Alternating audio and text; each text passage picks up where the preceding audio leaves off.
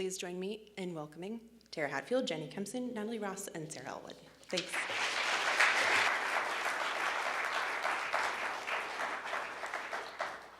Thank you all for coming. We really appreciate it. And tonight we're going to do a little bit of a presentation, really kind of talking about who we are a little bit, where we came from, what our process was like, and how we got to this book. Also, the clicker is broken, so I'm going to say slide occasionally. Slide. So a little bit about us. My name is Jenny. I am not actually from Seattle. I'm from St. Louis. Just for context, I think we're going to talk a little bit where we're from and how we got here. I'm from St. Louis. I went to school in Chicago, was there for about 8 years, worked for the city of Chicago a little bit, then moved to Seattle. In 2006, I was here for about 10 years, went to the University of Washington for landscape architecture, and worked in all kinds of I worked in nonprofits and also the design disciplines of landscape architecture and urban design, worked for the city a little bit, moved to New York for about a year, and now currently in San Francisco doing design work. So one thing that and also lived a little brief time in Copenhagen, and one of the things that I really enjoy is getting to know the place that I'm in. And this book, for me, has been a dream project that whenever I started doing geography in Chicago, really wanted to kind of dive deep into a city and learn about it through data. So this has been something that's been on my bucket list and something that I'm super proud to be able to have done with these two ladies. Hello. Thank you so much for coming. My name is Tera Hatfield. I grew up in Bremerton, Washington, which some of you folks might know is just a quick 45-minute ferry ride from here. So I grew up getting on that ferry and trolling around Capitol Hill for all ages shows when I was a youngin'. I moved away when I was 18 to go to college on the East Coast, but came back for grad school. I have a background in graphic design for magazines, packaging, and then I went to landscape architecture school because I was very interested in interaction design, particularly in physical space, and really how that comes together in a meaningful way with our digital spaces and screens. So I have a background also in creative tech, and right now I'm working at a startup that's focused on prototyping design tools for augmented reality and ultimately empowering designers to work in that space and in 3D. I'm super excited to be talking to you guys because ultimately, Seattle was really the city that defined urban for me. And this book was a sincere pleasure to work on, particularly because I had no idea who Natalie was when we first started this project, but I was very good friends with Jenny. So I'm going to let you take it on. Yes. I'm Natalie Ross. So I am actually from the Midwest. I'm from Iowa. And there's a lot of other Midwesterners that make up Seattle. In fact, they could be the majority at this point. So I have a background in geography and fine arts, and really got into the idea of creating place from geography. So have a former life in cartography, map making. I got to drive one of those Google vans for a while. So every place that I've lived, I've really kind of dove into a mapping project as a way to understand the city.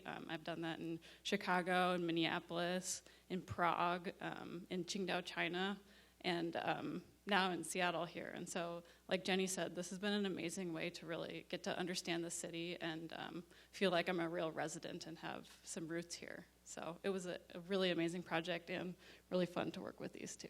So. Slide. So a little bit kind of just the context of how this book came to be. About 2 years ago, Gary Luke from Sasquatch Books contacted me and said, I have this project that I would like to do, and I'm looking for someone to take this on. And I, at the time, was moving to New York, actually, but I was like, yes, please me, because I want to be connected to Seattle and be able to stay in Seattle, and this is something that I have a deep passion for. And so I put together a little team, which was amazing, and we worked on it not as our full-time jobs, but basically anytime we could for 2 years. We did every 3 months we got together and rented a cabin in the woods and basically just sat there, with some champagne, and really kind of dove into what we wanted to do for this book as a whole, just as the actual physical piece of it, but also what does Seattle mean to us, and really diving deep into some of those questions, and also kind of where can we get data, and there was a million different things that we had to figure out in order to create this book. So we got together and we really drilled down into that every 3 months, and then came away with a lot of to-do lists that we'd go back and kind of dive into, and then made sure that we checked in with each other. Slide. So the book came to us, or the topic of this book came to us really as a blank slate, in terms of we needed to fill in the pieces in the geography of Seattle, and really through the lens of what we wanted to kind of look at, what we were interested in, what we thought Seattle was, what we thought others would think Seattle was, so that those interesting points, but also what data was free and available to us, and what could we potentially create. That was a bit of a yin and yang there, because we had a list of probably 300 topics that we wanted to dive into, but we also were looking and searching for data that we could utilize. And the third piece of that is how it could be visualized. So those 3 components were really important for us to kind of look through. And Natalie's going to go into that a little bit. Slide. So we wanted to have a metaphor to really hang the data on, instead of having a book that just kind of hits you over the head with lots of points of data. And so we got together and really liked the idea of thinking of this as a portrait. And I'm going to read you a passage from the intro that kind of describes our thoughts about this. So, Seattle, our own little slice of heaven, is a mythical notion as much as it is a real city, storied with fact and fiction that all tie back to place. Meditating on both the geographical and the cosmographical seemed an appropriate way to navigate this project.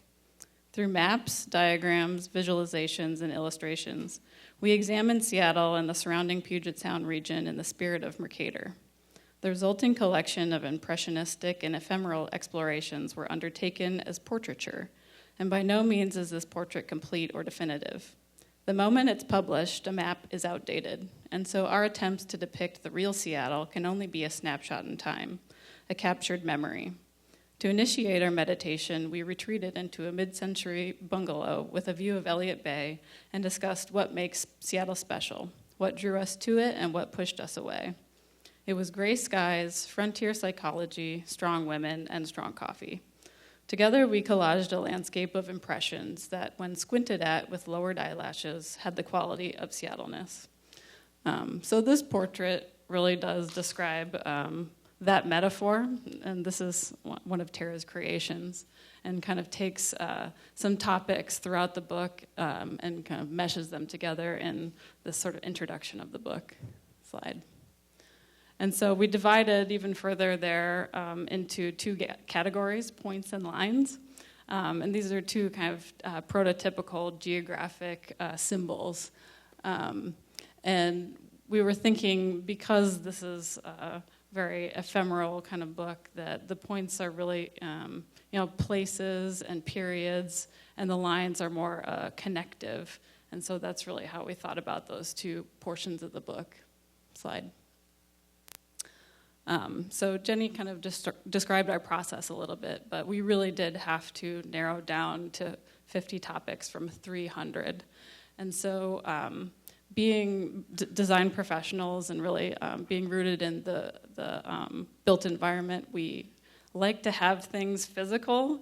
And so we did a lot of Post-it notes and printing things out and spreading across the floor. And so this really epitomizes our process of trying to figure out what topics best fit together, that created a bit of a narrative and also had a good kind of visual flow. Slide. Slide. And so the next step was really to make sure that the things that we wanted to explore were visual. And we did that by sketching out ideas of how those things might look and how the flows of information could go. And so this is just a few examples of some of the sketches we did to really initiate that process. And so at the very end, we still were printing out every single page and putting it up on the wall to make sure that that visual continuity of the book still felt really good, that we were getting a good cadence of really heavy data versus light data. And Tera's going to talk about that a little bit more. Yeah, slide, please. Oh, great. Thank you. So as Natalie was talking about, it was really important to us to have a cadence and a visual rhythm with varying degrees of depth of data for the books. We have folks that are coming and reading the book. The audience is incredibly diverse with different perspectives, different reading styles as well. So we really wanted the book to be able to breathe. And so ultimately to do that, we categorized the visuals within the book, the infographics, data visualizations, and stories into a couple of different categories. So if we go slide. So we have data light. So ultimately we have 3 categories, right? So we have medium and heavy as well that we'll go through. This is prototypical of a data light graphic. Ultimately, you can grok it at a glance. Here we're, basically comparing the heights of iconic mountains in the Cascade Range. Slide. And here we have data medium. So unlike the data light, which is kind of easy on the brain, you can really quickly glance at, here we're comparing a couple of different data sets. This is actually an exploded timeline as a soil profile. So it's going back from the glacial period all the way to current day, looking at Seattle strata. Slide. And here we have a really great example of a data-heavy graphic. This is a graphic that is potentially overwhelming at first, but you can dig in and you can actually keep coming back to it again and again and taking something different away each time. So, slide. In addition to creating these categories of data and creating this visual rhythm, creating some guidelines, visual guidelines, was incredibly helpful and important to us. Here we have standard hierarchy for copy, but we also were looking at colors that really reflected the Pacific Northwest landscape. Slide. So now we're actually going to dig into some of the maps, which I think is what most of the folks are interested in here. So I'm going to let Natalie go first here. So one of the big topics that we wanted to tackle was the changes that Seattle is seeing. It's kind of our current zeitgeist, is this big overhaul of the physical environment. We're called Crane City for a reason. I don't think it's currently the case, but when we started the book in 2016, Seattle was the fastest growing city in America. And so we really wanted to do a map that showed how the physical skyline had changed. And so this is a map of current to 2016 buildings in downtown Seattle. And it's divided into 4 different eras of growth spurts. So the white is 1900 to 1940, red is 1941 to 1980, Blue is 1980 to 2010, and then yellow is the current era. And that kind of coincides with the different building booms in Seattle. And so it was really interesting to see kind of the patterns that happened in those different eras. I think in the 80s, you really saw a lot of financial centers being built after the recession of the 70s. And that's all those really tall towers in blue. You see the Columbia Tower. And our current boom is really different than what we'd seen in previous areas, kind of combining different realms into one with this mixed use that you see in the yellow. And we are seeing these global corporate campuses happening, like the Amazon campus and Denny Triangle.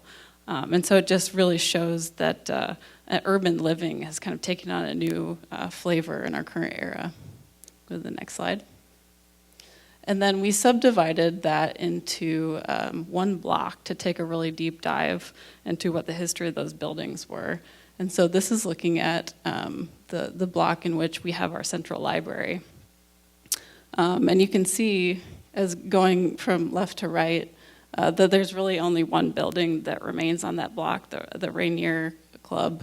And so there's some interesting stories there, one of which was that it started off as really a white male-only club and progressively got more inclusive until now it's actually a concert venue. So one other interesting tidbit and one thing that we wanted to do in this book was to try to link different topics so that you can kind of find storylines that continue through the book. And so we dug a little bit deeper into the library itself. And so if you go to the next slide. We tried to tell the story of that library and how it changed over time. And so this is a model of the original Carnegie Library that we actually created ourselves through just imagery that we found online. And it's pretty interesting. The Carnegie Library almost didn't happen. The original librarian in Seattle, Sarah Yesler, really wanted this library to happen, and so they tried to get Carnegie to come and put money in Seattle, and he thought that this was a hot air boom town not worth investing in. And so an employee at the library supposedly set fire to the mansion that it was housed in and got the sympathy of Carnegie, and so he actually ended up giving Seattle the money. And so that was really the origin of the library, and then in subsequent years it became the mid-century modern building that you see to the right, and then the current building that you all are familiar with. So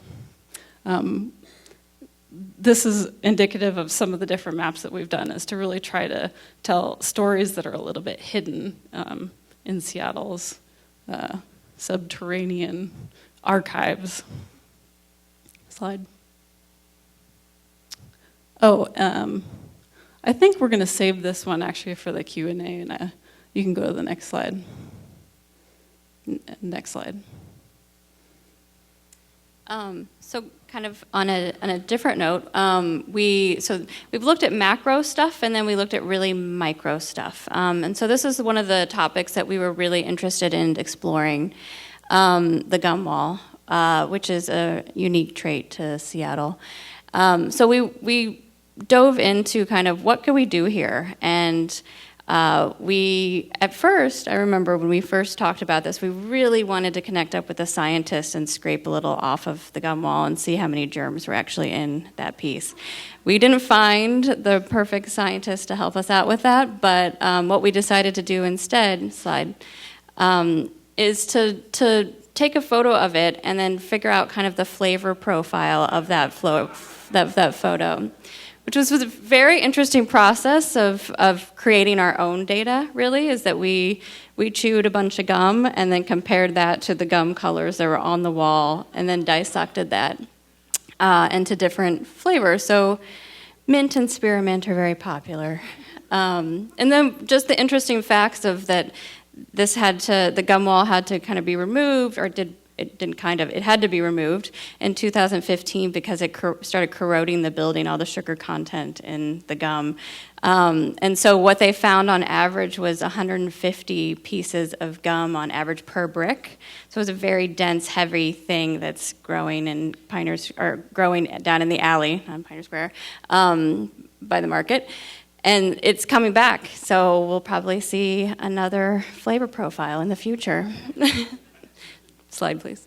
Another topic that is near and dear to my heart is the alleys. That's something that I started studying in graduate school while I was here. And one of the things that I noticed back then is that there wasn't really any good maps about all the different alleys that we had. I worked at the city at the time and kind of tried to dive into all the maps that could be on alleys, and there was no comprehensive map. So a project that I started then was with a co-partner was to walk every single alley in downtown Seattle and then map those out with data points behind it.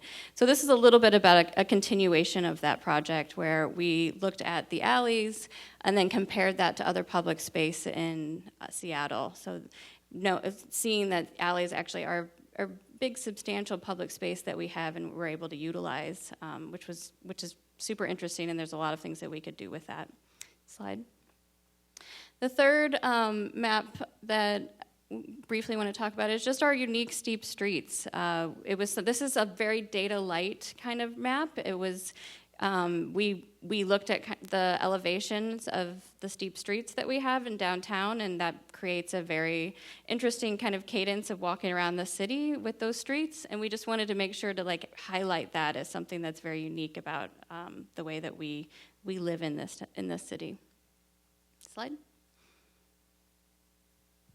Excellent. We're going to jump way up in scale now from the city. I think what's unique about Seattle is that, you know, it's not just defined by its urban boundaries, but really about the big nature that surrounds it. And this is actually the Chehalis River Basin, which is actually, I believe, boasts the largest surge plain and wetland in the state. I believe it's the second largest watershed, second only to the Columbia. And this is actually just a small piece of it rendered in LiDAR, so from ArcGIS. So what you're seeing here is the historical floodplain, and those little squirming lines of white are where the river usually runs, but when there's flooding, it goes all over the place. And what's interesting, particularly here, is that, you know, the Chehalis River Basin extends from, you know, Grays Harbor up to the Black River. And we have issues of climate change and also deforestation here. There's an incredible amount of development that's happening in this area. And we know that this area floods. We have that data. And yet, you know, we are still continuing to build in this area. It's kind of interesting. Excellent. We're also going to jump a little bit outside of Seattle. This is actually a map, an ode to Twin Peaks. I love David Lynch. He's actually a big fan of mapping and cartography. He created his own map of Twin Peaks before he even started the series. And this map actually is sort of a collision between film geography, the actual real filming locations of Snoqualmie, and the metaphysical locations that happen within the show. So like the Black Lodge, right? The White Lodge. And that's really these two locations sort of coming together. Slide. And then lastly, before we get to Q&A, we thought we'd be remiss without discussing this graphic, which is actually on the cover of Seattleness. This is actually a histogram of the Seattle sky. So this is what the color of the Seattle sky looks like over the course of 365 days. I'm a local. I love gray skies. I shy away from the sun.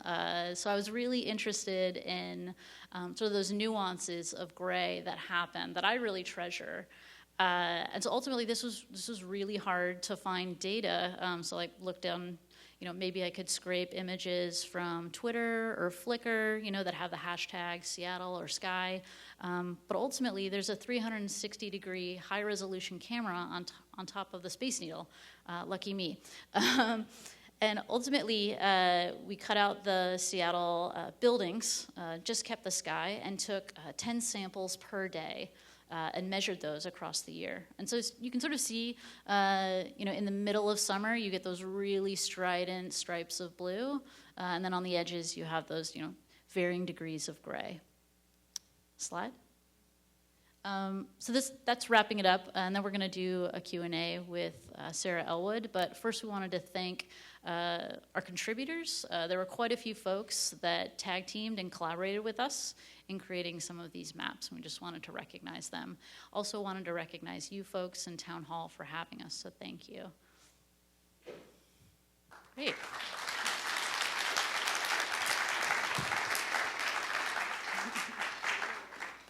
Yeah, sure.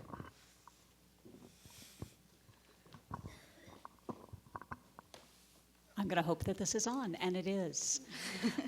I bet a number of you in the audience are educators, and so you will know that one of the great joys of teaching is to see the things that happen after people leave your classroom. Jenny was a student of mine my very first year as a professor at DePaul University in Chicago, and how amazing is it that students I used to teach are making books that I now want to teach with. And, you get to know all of the great things that happen and the terrific people that they then build with. So that's why I'm really happy to get to ask them some questions about their book. I'm going to ask a lot of big picture geographer type questions. The first one, why this book, Here and Now? What is it about this time, this place, that makes your book important? Well, the first thing that I'm thinking of is that we learned a lot about the history of Seattle through this process. And I think that this is a great book for Seattleites to read because it reiterates that what we're going through now has happened before. We've been through these really big population booms. There was the gold rush boom, the Boeing boom, the Microsoft boom, and I think there are lessons to be learned, but also know that we've gotten through it and been better for it. And so it's not the end of the world. Sometimes it feels like it, the way that the discussions about the changes in our city have been. So that really felt like a good reason to do the book right now. I think, I believe his name was Gregory Scruggs from The Stranger, had a really nice description of, that, this was sort of the antidote to the woe of the vanishing Seattle. And as someone who grew up here and has seen this city change quite a bit, it felt like a good time to really root ourselves in place and really try and create connections for people to their physical location, but also their community of people. I think for me it feels like that Seattle, this book, Seattleness, is a nice connecting piece. I think there are so many new people coming to this town, and having something that can connect them to the actual uniqueness of Seattle, and the different flavors of that, and that it is changing and growing, and it has different kinds of flavors all the time. That there's people coming in, and you'll be able to connect with that pretty instantly, and also have just topics to share with each other. I think you get a little bit more rooted in a place when you kind of know some of the interesting pieces of that place, and having that happen a little quicker with a bunch of people that are new coming in is a nice way to create a new Seattle and embrace those folks inside of it. And speaking of flavor, my softball question for you was going to be, did you chew all that gum? And so since you already answered that, you're getting the hard questions. Okay. So I wanted to ask you a little bit more about your chapter scheme, points and lines. For cartographers, for people who design infographics, points and lines are the building blocks. That's how we do what we do. But you're using them in a more conceptual way, I think, to try to tell us something about different kinds of place knowledge or how place identities get made. Talk to me. Yeah, we used it in two ways. One, in that it did resonate to our geography brains and our kind of urban design, landscape architecture brains. In terms of it is language that you use a lot in those professions, but also that it's part of a portrait. So we wanted to kind of think of it as, okay, there's a portrait framework, and then you have the points that you create and the lines that connect them. And I mean, it is a little bit fuzzy. We definitely talked about this over and over and over about what could we do to create cohesion in this book, and so the points and the lines were part of that framework of portrait, and also it really delved into what data can do. I think we also wanted the book to be non-hierarchical, so you could probably go through and say, well, it would make a lot more sense if you had these topics right next to each other because they lead into each other, they have similar information, but in some ways we want it to be more of a discovery and a journey. And so that's like the library is connecting to the building. They're not next to each other, and you kind of have to go through and just discover that. So it's a little bit of a mess, and that's on purpose. Well, I think it's also, it's kind of similar, maybe an analogy, and I don't think we were thinking of this, of also when you're in a new city and you're discovering, and inhabiting a place and sort of seeing how it changes you and you change it. One of the things that we did, you saw that picture of the wall, of all the us having all the pages up on the wall. We arranged that probably 500 times in different ways to figure out what the best kind of way to frame this would be. And had some heated arguments where one of us had to walk away for a while. I won't ask you in front of all these people who that was. If you'd taken a photograph of all 500 designs, I see another great infographic. Yeah, we should have done that. Right. So you had a cartography question. Now I'm going to ask you a cultural geography question. Cultural geographers would say that the kind of place meanings that you are showing us through all these graphics are shaped by things like age, race, class, gender, and so on. Talk to us a little bit about how those dynamics play out in sort of the data that were available, the sort of possibilities for showing us about place knowledge. I think the first thing that really resonated with us was that we are 3 female authors, and this is a town that has a really deep history of women leaders. And so a lot of the topics we focused on kind of what were the interesting stories about women that we could find. And that's really a thread throughout the book. We have a portrait of, amazing women. We have some stories about how women really protected different parts of Seattle. They were advocates for, libraries and literacy in the city. And so that was a storyline that we really focused on as one of the identities in Seattle. I think, one of the things that we did start with was that big long list of topics that we wanted to look through. And what we found was that some of those topics, the data just wasn't there. And we would have to kind of scrape together data that would have taken us years probably to put together. So that really limited some of the choices that we could make for the maps, which says something. Also, I think one of the things that we kind of looked through is we tried to touch on a lot of different topics, and sometimes we hit the mark, and sometimes we completely didn't. So those were things that we had many discussions over, and really a lot of it came down to data availability.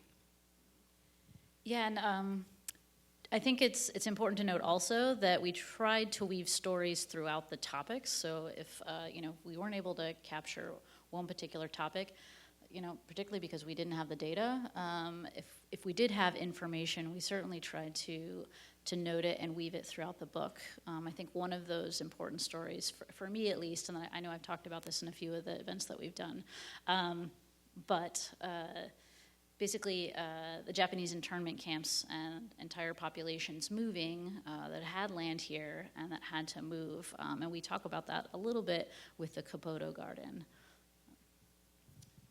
Yeah, one other thing I guess I want to mention is that we are built environment professionals, and so a lot of the more physical things really resonate with us. And so the maps themselves might actually be about the physical environment, but have those stories kind of woven into them. So that was sort of the tack that we took in the book. Yeah, I think one of the things we see is that data as such oftentimes mirror power.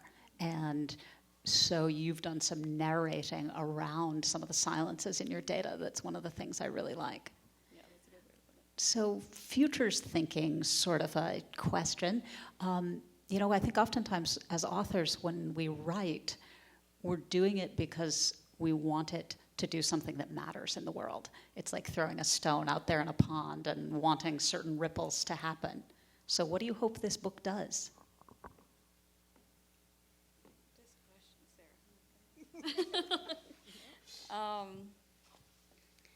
Yeah, I think for me, I want this book to bring people joy. I mean, I want this book to be something that sits on someone's table or sits in a classroom, and it brings, people can go through it and be like, oh, I didn't know that. And it continuously brings people joy. And people can learn new things from it, and also start thinking about their own Seattleness and add to it. I feel like that's something that would be a major success for this book for me. I really liked what our forward writer, Tim Wallace, said in his writing, is that we all get really stuck in our routines. We drive the same routes to work every day, and we can start being blind to the things in our city just because we're so familiar with them. And so doing things a little bit differently can help you to appreciate your city a little bit more. And the book really did that for us, to help us, explore more, take different routes. And I think if that was our pebble to just get people to take a different route to work, or just think about their city in a little bit of a different way, that's a really positive thing. Builds brain cells, makes you just more excited about the place that you live. I love that answer. I'm going to say, yeah, go adventuring. See, that wasn't such a hard question. And on the joy front, you're definitely doing it. Another former student of mine texted me at 5:30 this morning because he was so excited about his book. So it's working. Very good. So I think at this point, we're going to open it up to questions from all of you for our authors. You'll notice that there's a microphone at the front, and we'll have you come up to that so everybody can hear you. Take your time. Be generous to those who it takes a little bit longer to get up to the front. Welcome. Hi, ladies. My name is Meetam Nguyung, and I'm an urban planner by trade. So when I saw your book at LA Bay, I was like, oh my God, somebody did it. I'm so thankful. And I spent a lot of time in ArcGIS and all the Adobe software. So thank you for the thousands of hours that you committed to doing Thank you this. for saying that. Thank you. Yes, I was like, I understand the pain and the many sleepless nights. So that being said, what I'm struggling with is...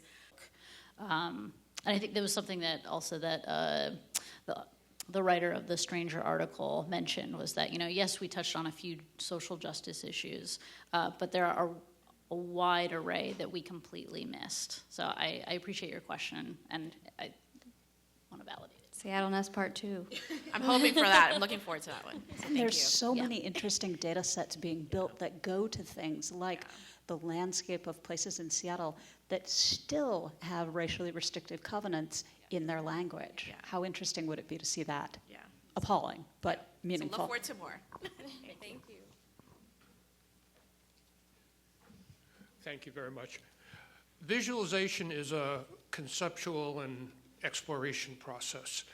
And so I'm curious where you were surprised the most after you dug into the data, where you were frustrated the most that you felt like you didn't really get to what the data was saying. What do you mean terrible? Keep happening, Right. And so I think there are a lot of really rich stories out there to tell that aren't necessarily quantitative, and so we definitely ran into that. Yeah. Thank you. Can't wait to get hold of your book. I really like that you described your book as a portrait, and maybe what you've done is described a city in a new artistic style. Instead of impressionism, it's whatever you would call your book. So now that there's a style, what might be the next city or two? We have gotten that question recently, and I think if you would have asked us maybe a year ago, we would have been, no, none.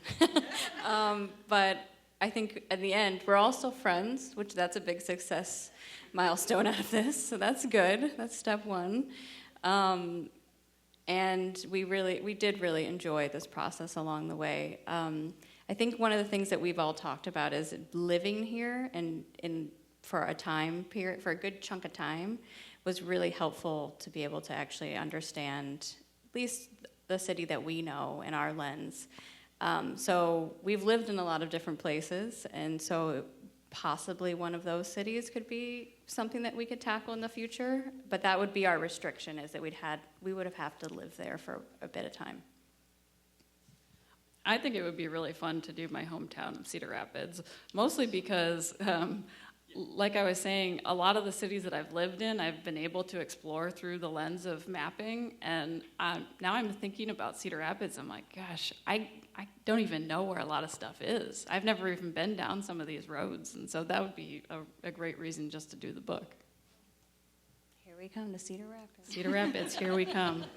Yeah, I think to Jenny's point, it's really important that you for me, that you have roots in a place before you start talking about it and espousing about it. I think it's really important to absorb and listen from the folks who have lived there and made a living for quite some time. I guess I think that's an interesting. I would probably do Bremerton. I've always wanted to do a photo essay of kind of a vanishing Seattle, but a vanishing Bremerton. It's very quickly becoming a bedroom community for Seattle, and it used to be, when I was growing up, very blue collar. It's a Navy town, and it also gets challenges from Silverdale for a variety of reasons, and I'm not going to get into that. But you've kind of touched on this, but I'm wondering. Could each of you speak to if you could have kept one chapter or one topic in there, what would you have included and why?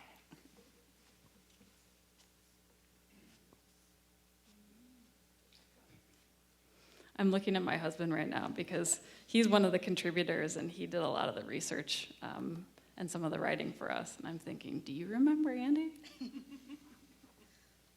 Actually, one I'm thinking of that was a little bit more of a kind of fuzzy topic was I really wanted to do a smell map of Seattle. And this is something that I've seen other people do in different places. And it's like a crowdsource kind of way to create the map where you have people go out and smell things and then somehow map it. And I thought that would be really fun, but we didn't do it. I think Jenny and I kind of said ours. I know that the salmon art map was really a passion for Jenny. She was really into it.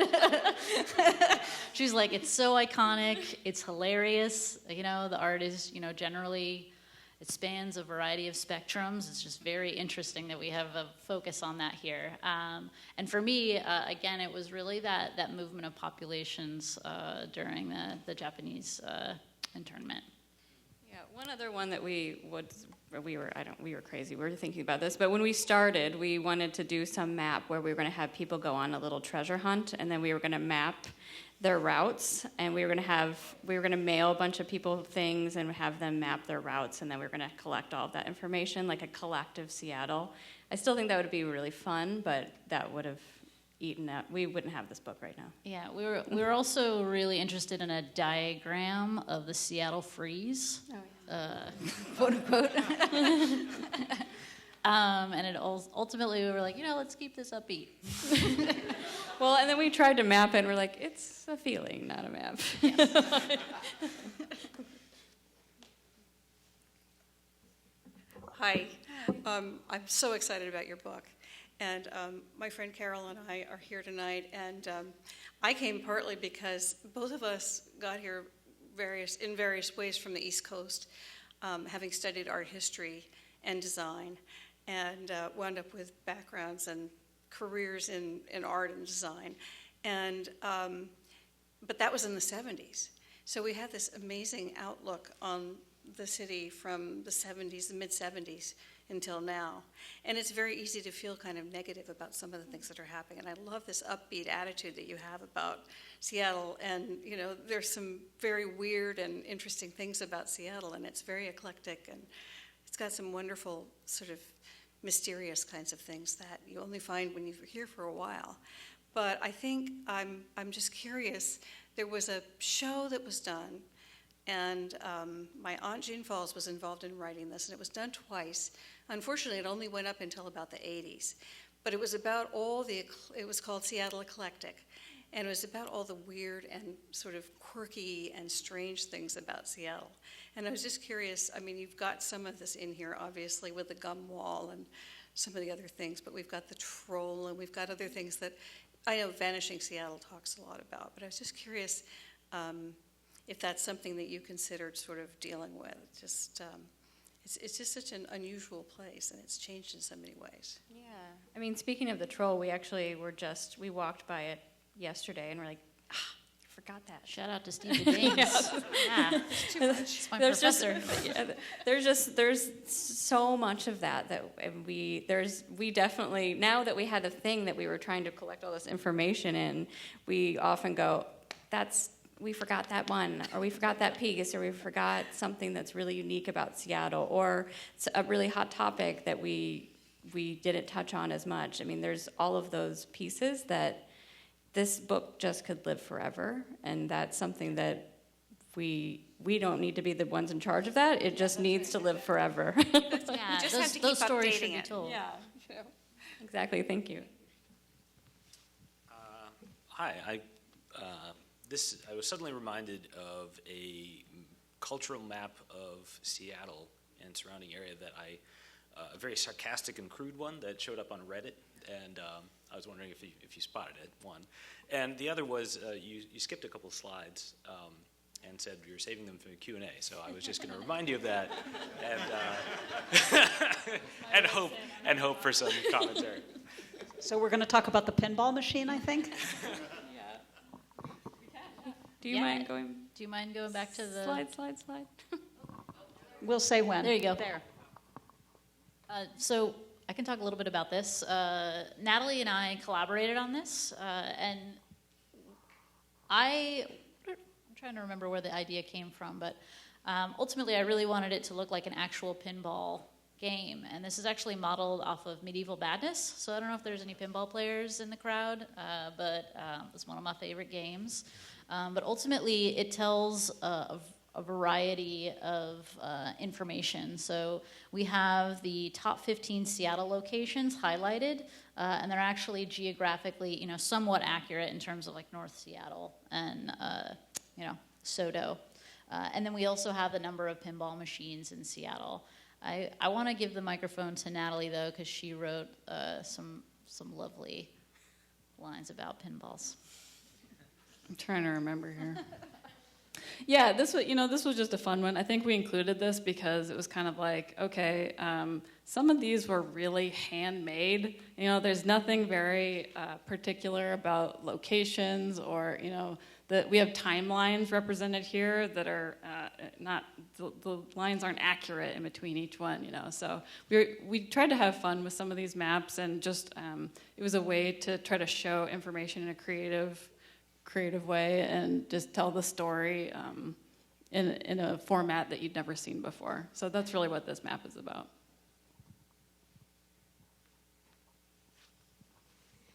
Hi, just wanted to start by saying that all these maps are so beautiful, but I was wondering, when it came to making them, was it like one person would do one, or was it kind of a collaborative effort for each one? That's a good question.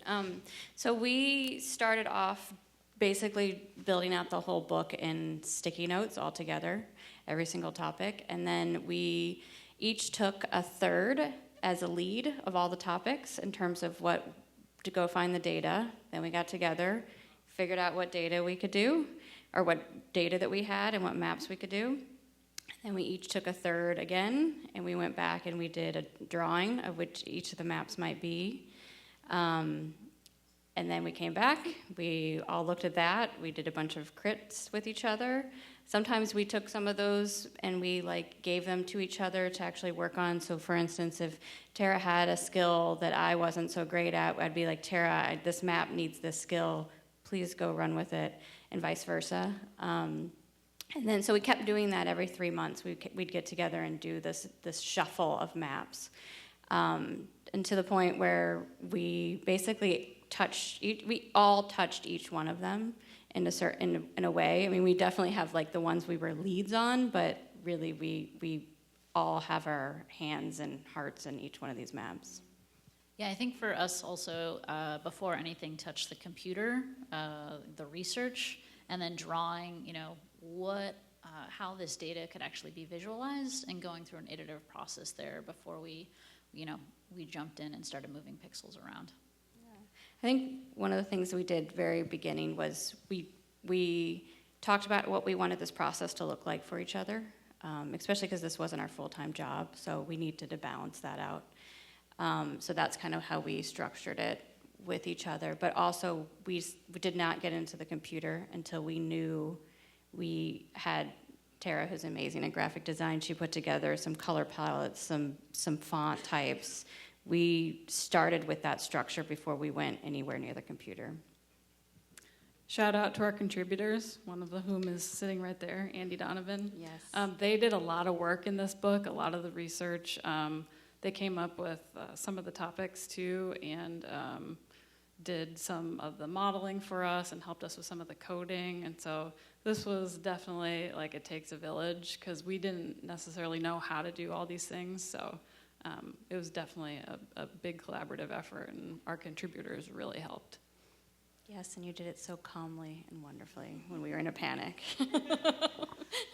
We also had a great contributor down in LA who did a lot of some of the legendary ladies' portraits and some of the other Shadowrun portraits. I know you want to get your hands on the book. Let's see. I think we've taken all the questions. So our colleagues are going to sign books. There are books at the back. Thank you for joining us, and please join me in thanking Jenny and Tera and Natalie. Thank you. Thanks a lot.